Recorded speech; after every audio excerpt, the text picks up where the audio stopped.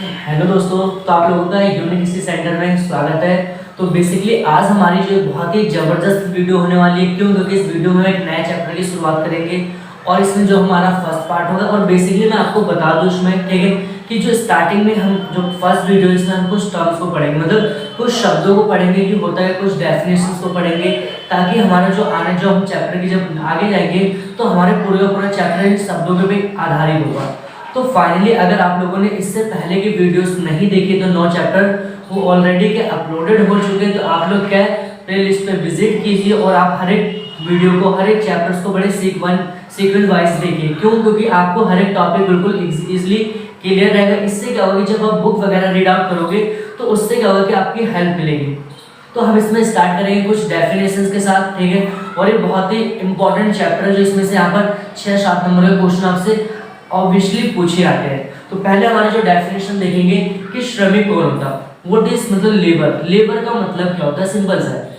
तो लेबर का मतलब सिंपल सा मतलब क्या होता है कि अब जैसे कि आपने देखा लोग काम करते हैं, तो काम करने के बदले में क्या होता है, वो काम क्यों करते हैं। सबसे पहले आपके दिमाग में क्वेश्चन आना चाहिए कि कोई व्यक्ति काम क्यों करता है। तो जाहिर सी बात है, कह सकते हैं सिंपली कि वो क्या पैसे के लिए काम करता है। कि क्यों? क्योंकि उसको पता है कि फैमिली को चलाने के लिए पैसे की जरूरत होगी। तो सिंपल सी बात है कि जो व्यक्ति का तो पैसे के लिए काम करता है, उसके बदले में अपनी सेवाएं वहां पर क्या वो सेवाएं देता है। तो सिंपल सा हम कह सकते हैं कि श्रमिक वह व्यक्ति होता है, ठीक है, जो हम कह सकते हैं कि श्रमिक, ठीक है, वह व्यक्ति होता है जो, ठीक है, आय प्राप्त करने के लिए या फिर आय अर्जित करने के लिए, ठीक है, उत्पादन क्षेत्र में, कहां पर, उत्पादन क्षेत्र में अपनी सेवाएं अर्पित करता है। अर्पित इन द सेंस क्या, वहां पर अपनी सेवाएं देता है और उसके बदले में क्या करता है, वो वहां से इनकम को प्राप्त करता है, इनकम जनरेट करता है।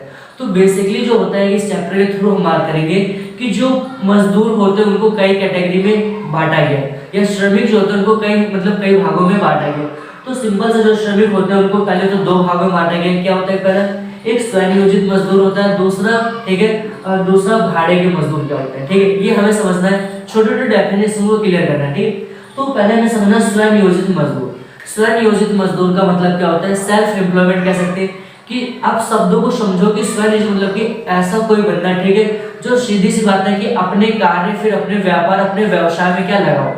जैसे कि अगर हम एग्जाम्पल के तौर पर बात करें तो किसान कह सकते हैं। किसान अगर अपनी खेती वगैरह करता है, खेती बाड़ी करता है, तो वो कौन सा मजदूर कहलाएगा? वो स्वयं नियोजित मजदूर कहलाएगा। क्यों? क्योंकि उसका एक अपना पार्टिकुलर क्षेत्र है, क्या, वो एग्रीकल्चर सेक्टर। अगर मान लेते हैं कि कोई उद्यमी है, वो क्या करता है कि अपनी कंपनी में काम करता है, प्लस अपनी कंपनी को रन करता है, तो हम कह सकते हैं कि वो जो कंपनी का कौन सा एम्प्लॉय होगा, वो सेल्फ एम्प्लॉयड होगा, ठीक है। तो हम अगर आप बुक की डेफिनेशन के हिसाब से यहाँ पर चीजों को देखें तो यहाँ पर सिंपल से कि स्वयं नियोजित मजदूर वह मजदूर होते हैं जो अपने ही व्यापार अथवा तथा व्यवसाय में सेवाएं अर्पित करते हैं। सिंपल सी मतलब क्या है कि अगर मैं आप लोगों को पढ़ा रहा हूँ तो जाहिर सी बात है कि मैं एक तरह से सेल्फ एम्प्लॉयड हूँ। क्यों? क्योंकि मैं अपने ही सेक्टर में, अपने ही मतलब शिक्षा के क्षेत्र में मैं काम कर रहा हूँ शायद। तो यहाँ पर आप समझ सकते हो कि जो व्यक्ति कहता है कि अपने ही व्यवसाय में कार्य करे, उसको हम कहते हैं सेल्फ एम्प्लॉयड। एग्जाम्पल मैंने आपको लिखा है कृषक या फिर उद्यमी, कोई एंटरप्रेन्योर हो सकता है। नेक्स्ट हमारा जो भाड़े के मजदूर, समझना भाड़े के मजदूर, ठीक है। भाड़े के मजदूर का सीधा सा मतलब क्या होता है कि जो आपका मजदूरी मतलब बेसिस पे काम करे, मतलब पर डे जिनको पैसा देना पड़ता है। जैसे कि आप लोगों ने देखा होगा अगर कोई व्यक्ति घर वगैरह बनाता है, ठीक है, तो कंस्ट्रक्ट करवाता है, तो वहां पर क्या होता है कि जो लेबर काम करती है, तो वो लेबर क्या होता है कि डेली बेसिस पे क्या होता है, चार्जेस लेती है। मतलब अपनी जो होता है कि जो उसकी मजदूरी बनती है, जो उसकी वेजेस बनती है, वहां पर क्या करती है, वो प्राप्त करती है। तो सिंपल से क्या होता है कि क्या कहलाते हैं, भाड़े के मजदूर। तो जैसे यहाँ पर कृषक द्वारा, ठीक है, यहाँ पर जरा भाड़े के मजदूरों को मुख्यतः 2 भागों में, अब हम देखेंगे कि जो भाड़े के मजदूर होते हैं वो बेसिकली उनको 2 भागों में वर्गीकृत किया जाता है। एक होता है नियमित मजदूर और दूसरा क्या होता है आपका अनियमित मजदूर, ठीक। तो हम ये समझेंगे सबसे पहले। तो अब हमें देखना है कि नियमित मजदूर क्या होता है, और यहाँ से आप लोगों को ध्यान से समझना है, कभी कभी दोनों में आपसे डिफरेंसेस भी करवा देते हैं। तो हर एक अगर आपको कॉन्सेप्ट क्लियर रहेगा तो आपको डिफरेंस करने में किसी प्रकार की कोई इशू नहीं होगा। तो हम देखते हैं नियमित मजदूर क्या होता है, ठीक, जो रेगुलर बेसिस पे काम करते हैं। जैसे कि नियमित मजदूर होते हैं जिनका नाम मालिकों की स्थायी वेतन सूची में दर्ज होता है तथा यह सामाजिक सुरक्षा के लाभों जैसे पेंशन, उपदान, भविष्य निधि आदि के हकदार होते हैं, ठीक है। अगर नहीं समझ में आता डोंट वरी, मैं आपको सिंपल शब्दों में समझाता हूँ। मतलब ऐसा कोई व्यक्ति ठीक है जो डेली बेसिस पे काम कर रहा है, प्लस उसका जो नेम होता है कि जो मतलब जो मालिक होता है जहां भी काम करता है उसके अगर रजिस्टर में उसका दर्ज है, जो उसकी सैलरी वाली लिस्ट होती है, अगर उसमें उसका नाम मेंशन है तो जाहिर सी बात है वो बंदा कौन सा मजदूर होगा, स्थायी मजदूर। इस पे इनके अंदर हम गवर्नमेंट जो एम्प्लॉय होते हैं उनको हम इनको कैटेगराइज कर सकते हैं। क्यों?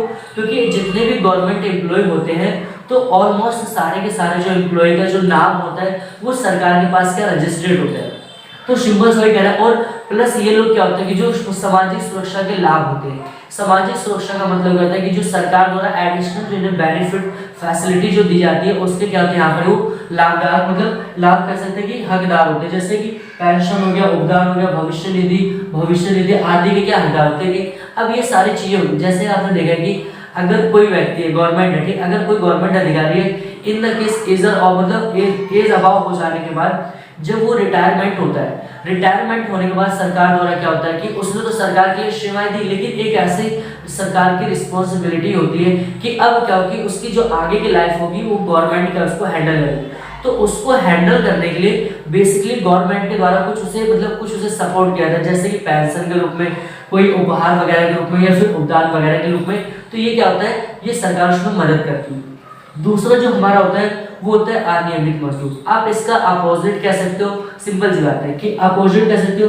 अनियमित मजदूर वह मजदूर होते हैं जो दैनिक मजदूरी पर कार्य करते हैं तथा यह लोग सामाजिक सुरक्षा के जय लाभों जैसे पेंशन, उपदान, भविष्य निधि आदि के हकदार नहीं होते। सिंपल सी बात है कि अगर कोई, जैसा मैंने आपको एग्जांपल बताया कि कोई व्यक्ति अगर हमने मानते कि घर बनवा रहे हैं तो उस व्यक्ति को अगर हमने काम पे रखा है लेबर के तौर पर और वो हम उसको डेली बेसिस पर पैसा दे रहे तो वो होगा क्या कि वो सीधी सी बात है, क्या भाड़े के मजदूर को कहलाएगा और कौन सा वो अनियमित। क्यों? क्योंकि एक टाइम के बाद वो क्या उसको हम हटा सकते हैं, सीधी सी बात है। तो इसमें क्या होता है कि ऐसे मजदूर और जिनका नाम क्या होता है ना स्थायी जो वेतन की स्थायी सूची होती है उसमें दर्ज नहीं होता। क्यों? क्योंकि हम इसको डेली बेसिस पे मतलब डेली पर डे उसकी जो सैलरी वगैरह जो बनती है उसकी जो भी मतलब पर डे का जो भी उसका वेजेस बनता है उसको ऑन द स्पॉट क्या होते हैं प्रोवाइड कर देते हैं। तो इससे और प्लस ये जो लोग होते हैं जो जिसमें ये लोग आते हैं मतलब जो व्यक्ति इसके अंतर्गत आता है वो लोग क्या होता है कि जैसे कि पेंशन हो गया, उपहार हो गया, उपदान वगैरह हो गया, भविष्य निधि हो गई, ठीक, इन चीजों के क्या होता है उनको बेनिफिट नहीं होता है। प्लस ये लोगों को कभी भी इनमें काम पर से निकाला जा सकता है। क्यों? क्योंकि ये लोग अनियमित होते हैं, मतलब कि ये फिक्स नहीं होते। और जबकि उसमें क्या होता है कि फिक्स होते हैं। तो फाइनली आपको वीडियो पसंद आ रही होगी, वीडियो को लाइक करिए, शेयर करिए और चैनल को सब्सक्राइब करना ना भूलें। Thanks for watching this video. अगर आपका कोई डाउट्स हो तो आप कमेंट सेक्शन में आके कमेंट्स करिए, आप इसका स्क्रीनशॉट लीजिए।